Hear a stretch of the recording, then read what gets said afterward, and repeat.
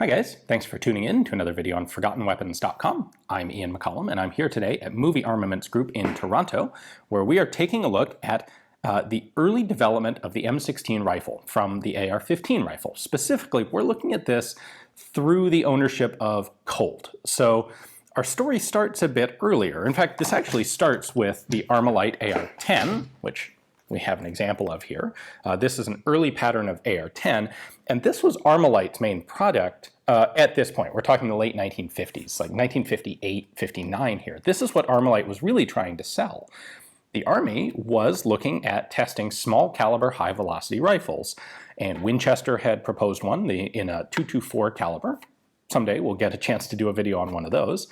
And Armalite decided to enter a scaled down version of the AR-10 into that trial, and it was the AR-15. Now, the AR-15 that Armalite sent into that trial has a lot of similarities to the AR-10 here. It had this trigger style of charging handle in the carry handle. It had a one-piece tubular handguard, and these are a couple of the main elements that testing in 1958 would come back and suggest should be changed. And those changes led to the first of the rifles that we're really looking at today. However, at this point, of course, the rifle is owned by Armalite. Armalite is a division of the Fairchild Aircraft Company, and Fairchild is in serious financial trouble. Their rifle division is kind of small potatoes on the side, and the president, Richard Boutelle, was really taking a lot of heat from his board over the amount of money that they had been dumping into this rifle project that didn't seem to be making progress. The United States military had rejected the AR-10 as a service rifle, so that wasn't going to happen. And now they're starting to try, they have an arrangement, a licensing arrangement with AI in the Netherlands to actually produce the rifles. Maybe that'll make some money, maybe it won't. The people running the company at Fairchild really aren't convinced that anything's coming here. And they want to cut strings and just be done with this rifle thing. It's not their core business and they don't like it. So in 1959, they actually finalize an agreement to sell the licensing rights to the AR-15 to the Colt company. Now, Colt at this point is also teetering on the edge of bankruptcy itself, but they get a pretty darn good deal. This deal is brokered by a Baltimore company called Cooper McDonald. And the result of the deal is that Cooper McDonald gets paid $250,000 for arranging it, and they get a 1% royalty on AR-15 sales, specifically actually sales of any rifle based on the AR-15 gas system. So this would apply to both the AR-10 and the AR-15. And remember, this is before some of the major production of AR-10s, like before the Portuguese contracts for the AR-10s. Anyway, that's what Cooper McDonald gets. And then Colt pays Armalite a whopping $75,000 for the rights to the AR gas system, along with a 4.5% royalty on future sales. So with that deal struck and in hand, Armalite is pretty much out of the rifle business. Now, they would go on to try and come up with something else to sell, and that would be the AR-180 or AR-18, but that's outside the scope of today's video. Instead, we're going to be looking at what Colt did once they had this guy. And of course, yeah, one of the things they did was they made it green. So one of the first things that happened was a guy named Robert McDonald, or Bobby McDonald, who was part of Cooper McDonald, who had arranged this sale to Colt and who had a financial interest in sales of the gun. He set off on basically an Asian tour demonstrating Armalite rifles. And he had an AR-10 and an AR-15. And he wanted to drum up interest. Of course, they pretty much know the US military is not going to be buying the guns, and they want to get military sales. That's why they've got this thing in the first place. And what McDonald finds is that the AR-15 is far more popular than the AR-10. Now, he's kind of a specialist in Asian countries and Asian militaries at the time, and that's why he went over there. But he's demonstrating this to countries like Malaysia, Burma, the Philippines, India, Thailand. And all of these guys love the AR-15. In fact, they like it so much that at one point while he's in the Philippines, he actually gives away all his remaining 7.62 NATO ammo, like 8,000 rounds of it, because he just doesn't need it. No one wants the AR-10. So he finishes this tour. He actually manages to make a couple of small sales to Malaysia and India, both buy a couple dozen rifles for testing. And he calls back up, or cables Colt. Of course, there's no email. This is 1959. Emails Colt to see what they're doing, and Colt's getting ready to tool up to make the AR-10. And McDonald convinces them not to. In fact, as a direct result of talking to him, they scrap their plans to tool up the AR-10. And instead, they focus on the AR-15, because this is the rifle that really has the future potential, he thinks. And of course, he would turn out to be right. Now, if you're thinking about this story, you're probably still wondering, how did Colt go from selling 25 rifles to India to becoming the standard US military arm? The M14 is in production at this point. Literally, it's finally gotten into production. They've spent just an enormous amount of money getting the M14 tooled up. There have been this protracted fight with NATO about standardizing on the 7.62 NATO cartridge. How does that all disintegrate and turn into an oops, we decided we want a different cartridge and this small, lightweight, 6-pound rifle? Well, it actually started with the Air Force. So Richard Boutelle, who was president of Fairchild, was good buddies with Curtis LeMay, who happened to be chief of staff of the Air Force and had a long and illustrious career in World War II with the Air Force. LeMay was having a birthday party and set up a bunch of shooting to do. And Boutelle talked to him about, hey, we've got this cool new rifle, and he ended up agreeing to take a look at this rifle at his birthday party. So Bobby McDonald, one of the sales rep here who brokered the deal between Colt and Armalite, he shows up at LeMay's birthday with an AR-15, and they set out some watermelons, and they blow up a couple of watermelons with it. And LeMay is extremely impressed. This is a very handy rifle. It's lightweight, it's easy shooting. Of course, because it has early 55 grain tumbling ammunition, it makes a gigantic mess out of the watermelons. This isn't really indicative of what it would do to people, but doesn't matter. It's the same way that people love watching watermelons blow up on YouTube today is exactly what LeMay did. He looked at that and went, wow, that's pretty cool. So, and as it happened, the Air Force was an independent entity from the Army. And at this point, the Air Force doesn't really have infantry, but it does have security troops for guarding air bases and missile installations and all this sort of stuff. And at this point, these guys are all armed with M2 carbines. Well, the M2 carbine has been taken out of frontline service by the Army in favor of the M14. That's one of the things the M14 is supposed to do, is replace a bunch of these guns. So there aren't really good stockpiles of spare parts in the Army for the M2 carbine, and the Air Force is figuring, well, it's going to need to do something. And LeMay figures the AR-15 is an excellent replacement for all of his guys' M2 carbines. And this ends up being the little wedge through which Colt is able to work its way into the entire US military establishment. As a result of this demo, LeMay requests a formal test by the US military, and that request is what forces like Aberdeen Proving Grounds to actually do a formal assessment of this rifle. They had previously rejected it on the basis that the Army wasn't looking for this gun, so they don't want to bother testing it. Well, once LeMay requests it for the Air Force, now it has to be done. And it's that series of testing that would reveal how good of a rifle this really was. In July of 1960, LeMay formally recommended the AR-15 for use by the Air Force and requested purchase of a whole bunch of them. This request would get delayed or rejected twice before on the third time it was finally approved in mid-1962. And by that point, it was actually approved as part of a larger requisition of AR-15s so that a bunch of them could be sent to Vietnam, because that's the second key in what got the AR-15 adopted by the US. Robert McNamara, brought in by President Kennedy, was not a big fan of the US Ordnance Department. He saw them basically as a bunch of entrenched bureaucrats, all traditionalist stuff. They didn't know what they were doing. They didn't understand how to properly and efficiently run the military. And so his guys could do a lot better. In fact, he would end up shutting down the Ordnance Department and gutting it completely.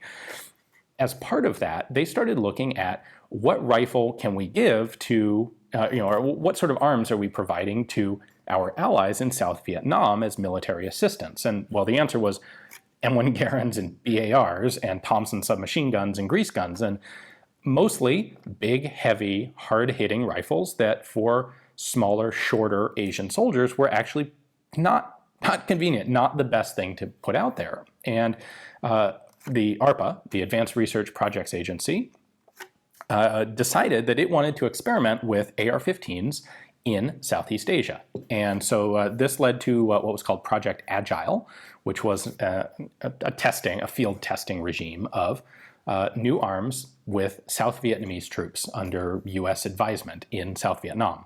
And that would result in a lot of AR-15s being shipped over there to an extremely enthusiastic response. So moving forward slightly, by 1963, the M14 project, the M14 program, is officially and conclusively terminated. The Army doesn't have enough of them, and the plan is by 1965, Project SPEW, the Special Purpose Infantry Weapon, will have created, on timetable, because we've written it out in the schedule, therefore it will happen, SPEW will have created basically a super wonder weapon that will double the hit probability of all previously existing infantry rifles. It will have grenade launchers, it will have burst firing, it will have flechettes, it will be fantastic. It'll solve all our problems. And the Army could just like get by with whatever for the 2 years until this rifle, this fancier new rifle, came online. By the way, the fancy new rifle would never come online. We'll do some coverage of some of the SPIW prototypes later on. They were highly optimistic, and none of them really came close to being suitable for large-scale use. In the meantime, we need some more rifles. And this wedge that the AR-15 has opened in the US military gets pried open a little more. And the US Army agrees to purchase a batch of 85,000 AR-15 M16 rifles under the guise that this is a one-time thing. Like, all we need is enough guns to tide us over between the end of M14 production, the premature end, before enough of them are produced to fully equip the Army, and the beginning of when we've got this SPIW rifle. Now, from there, the story becomes kind of obvious. SPEW fell apart completely, went nowhere. And the AR-15 now, oh, well, look, now we've got them. We've got tens of thousands of ARs. The guys in Vietnam love them. They're light, they're handy. At this point, it becomes the obvious choice for the new standard Army rifle. So let's go ahead now and take a look at the first couple of iterations of the AR-15, because what we've got here, this green furniture guy, this is a Colt Model 601 or Model 1. It's the very first rifle that Colt produced, the very first model that Colt produced. They're extremely rare. Only 300 of these were made in the first place, and it's got some really cool features that would be very quickly changed on the early XM16 rifles. All right, so what is this green thing here? Well, hey, it's the 60s. Pastel colors are super cool. They're totally in. At any rate, technically, what we have here is a Colt Model 601. This is Colt's version of the AR-15 before it achieved any US military contracts, any sales. So this predates the M16, and that green furniture was there because they thought it would be a better marketing thing. Markings on the side here, we have Colt Patent Firearm Manufacturing Company, Hartford, of course. By this time, we have the standard selector settings that we would be used to here. This is something that was changed right like 1959, right in between Armalite and Colt, or right at the end of Armalite having the rifles. Originally, it actually had safe in the top, auto in front, and semi in back, but that's gone by now. Here are our magazine well markings. There's obviously the Colt Prancing Pony, and note that this is made by Colt, but it still has an Armalite name on it because they were licensing this. They were paying royalties to Armalite, and it's still patent pending at this point. Caliber is .223, and this is a Model 01. Serial number is 1694. The first 300 of these were made in December of '59. Another 1,000 or two would follow after that before they actually got into US military sales. At this point, the magazine for the gun has been changed to aluminum. This is another one of the changes that occurred right before Armalite sold out to Colt. They had originally a 25-round straight magazine, and they went to an aluminum waffle pattern magazine to make it stronger and reduced the capacity to 20 to make it more reliable and to make it lower to the ground. 30-round magazines wouldn't come until well into the Vietnam War. We've got the same sort of markings here on the floor plate of the magazine with made by Colt, but also with Armalite's trademark on there and caliber .223. So we'll go over all of these features compared to how they were altered for the Army contracts, but just to point out, smooth-sided receiver, we have the triangular charging handle, we have no deflector or forward assist. The handguards are of course green, they're a two-piece handguard. We have this open three-prong flash hider, adjustable front sight, bayonet lug. Everything else here is pretty much what you would expect for an early M16. Now the first big military order comes in November of 1963, and that's going to be 85,000 rifles for the Army and the Marine Corps, and another 19,000 for the Air Force. Now, there had been a lot of negotiating, debating, fighting back and forth about different features on the rifle and testing and all sorts of stuff. And the Army finally put its foot down on one particular change, and that is the forward assist here. So what we have here is one of the Air Force rifles. This would be designated the M16. This is one of the Army rifles, which would be designated the XM16E1. And that had a forward assist. We're all used to the forward assist today because it's become a totally standard feature on the AR-15. But until the Army insisted on it here in '63, it didn't exist. And when they did insist on it, it actually took some time to try and figure out the best way to do it.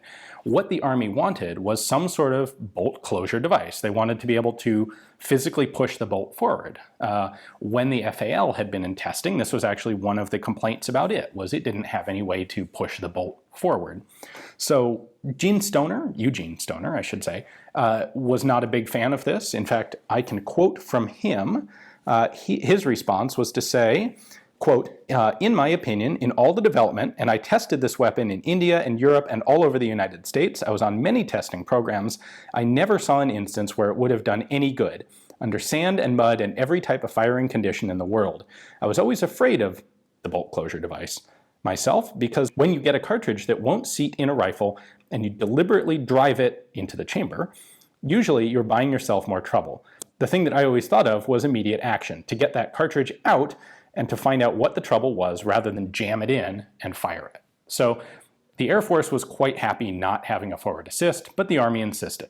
And thus we got the forward assist. Note that this one has the early teardrop shape to it. This would later be replaced by a round button. So the forward assist is the thing that would distinguish the Air Force rifles from the Army ones. And of course the Army rifle pattern would become far more prolific in the long term. However, there were 10 or 11 other changes that were made between this very early Colt commercial rifle and the first military pattern. So let's go through those. The first one, which you can obviously see here, is a change in color from green to just straight black, please, for the furniture. There was a change to the charging handle shape. On the 601 here, you can see that we have a relatively small little triangular charging handle. Not a whole lot of space to grip on it there, and so that would be redesigned as the standard pattern that we know to this day, which has much bigger finger grasping sections on it. Not exactly the world's most substantial change, but the sling swivels were rubber coated. The original 601s are just plain bare metal. The bolt release lever was redesigned, so this is the 601 that has just this really small little area here to manually lock the bolt open. That was changed to add this larger button to make it easier to manually lock the bolt open. The profile of the flash hider was changed from the 601 here to the early M16 here. Still an open flash hider. The bird cage would come later, but they did change the profile there. The front receiver connecting pin was changed. So on the original 601s, it's a little bit different shape, and it's not retained. So when you take it out, it just comes out as a separate standalone pin. On the M16, they changed the profile a bit, and this is now a retained pin. So it's got a little detent in it, and when you pull it out, it stays connected to the receiver so that it can't be lost. The receiver design changed a little bit. You'll notice on the 601 here, this is a completely flat-sided receiver, and it leaves the magazine release button totally exposed here. And it should be fairly obvious that this would become a problem, that this was liable to being bumped and unintentionally dropping magazines. On the military contract, they started to remediate that by adding this extended section up here on the top of the receiver. So also a slight change. There was a center hole in the magazine release button before, and now it's solid. This, by the way, in collector parlance today, is called a partial fence receiver. And lastly, they were having some troubles occasionally with slam fires in the 601. So this is a 601 firing pin here. And the military pattern, they decided to reduce the mass of the firing pin so it would have less inertia when you dropped the bolt home. And they solved the slam fire problem in the process. And you can see they took a bunch of material out. So this is the M16 firing pin. Here is our 601 bolt carrier group disassembled. Note that, of course, it doesn't have the serrations in the side because it doesn't have a forward assist. We've got the larger firing pin. I think it's interesting to note that they weren't using cotter pins at this point. They had actually a machined pin here. This one's gotten a little squished at the end, but this took the place of the cotter pin in here, holding the firing pin in place. And the whole thing is hard chromed for better reliability. And lastly, at the time of this contract, the very familiar pattern magazine replaced the original waffle pattern magazines. Lastly, just because it's here and they're so really quite rare, I want to show you guys, this is the original Colt commercial bayonet. Remember, of course, they were marketing the 601 as a military rifle overseas, and so of course it needs a bayonet. So this is obviously styled after the standard US military bayonet. It attaches the same way, a couple of spring clamps back there, but it has a green handle and it has Colt and Armalite markings on the blade. Really cool. These are quite scarce to find. So I'd like to give a big thanks to Movie Armament Group for giving me the opportunity to take a look at not just their Colt 601 here, but also the other very early Colt M16s that you saw in this video. Those are not exactly growing on trees anymore, so it was awesome to be able to see them all together in one place here. Obviously, this is hardly the end of the story for the AR-15/M16. There are so many there are subjects for so many other videos on this topic about this rifle's development, and we'll touch on those later on as the opportunities arise. But things like the early ammunition controversies and issues, taking a look at some of the very first Armalite guns that were basically scaled down from the AR-10, and then of course looking at how this rifle would go on to be changed and adopted by the US military. Well, changed by the US military. So there's a lot more to cover still. Hopefully you guys enjoyed this video, and thanks for watching.